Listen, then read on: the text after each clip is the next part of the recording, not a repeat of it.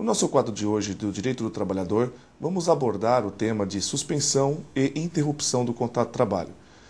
Para lembrar a todos, contrato de trabalho nada mais é que a relação de emprego que rege todo o empregado junto ao seu empregador.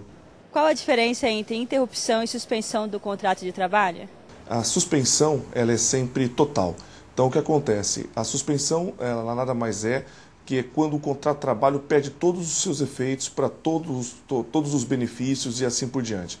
E já a interrupção não. A interrupção ela é uma perda parcial dos direitos do trabalhador. Em alguma delas, o funcionário continua a receber algum tipo de benefício? Na verdade, em ambos os casos, os empregados continuam recebendo benefício. No entanto, a suspensão do contrato de trabalho, como ela é total, existem suspensão de benefícios ligados de forma indireta ao contrato de trabalho. Por exemplo, o ticket de refeição, cesta básica e outros mais que porventura sejam previstos nas normas coletivas.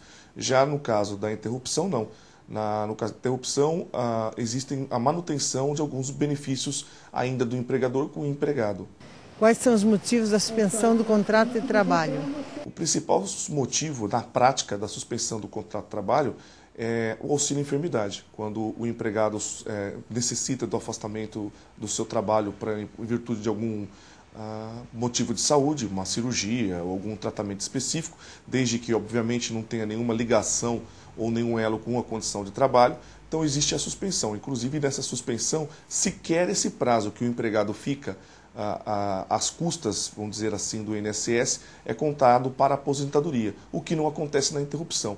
Na interrupção, o tempo que você permanecer aos cuidados do INSS e o seu contrato estiver interrompido, o seu prazo continua sendo contado para efeitos de aposentadoria, inclusive o empregador tem que continuar depositando fundo de garantia. Quais são os principais motivos para a interrupção do contrato de trabalho?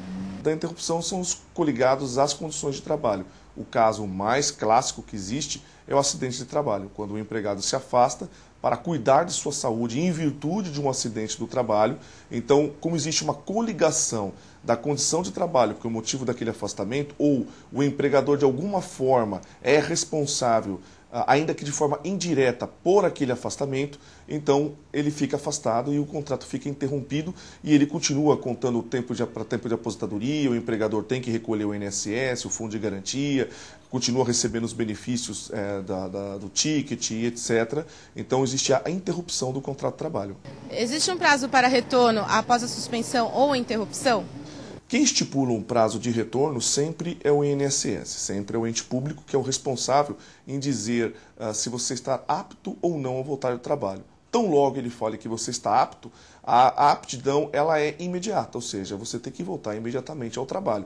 Nem que for de uma forma, numa recolocação profissional, que tem todo um trâmite que o INSS faz, mas o retorno é imediato. Caso você não esteja apto ou não se sinta apto a retornar, poderá fazer o recurso administrativo, o recurso judicial, mas não esquecendo em momento algum de comunicar ao seu empregador que você está fazendo esse tipo de recurso, desse procedimento administrativo. Sempre com uma cópia protocolizada, para que amanhã ele não venha a alegar que ele desconhecia a existência desse recurso administrativo e ele venha aplicar até uma justa causa por abandono de emprego. Daí um dos motivos principais que você deve procurar sempre um advogado.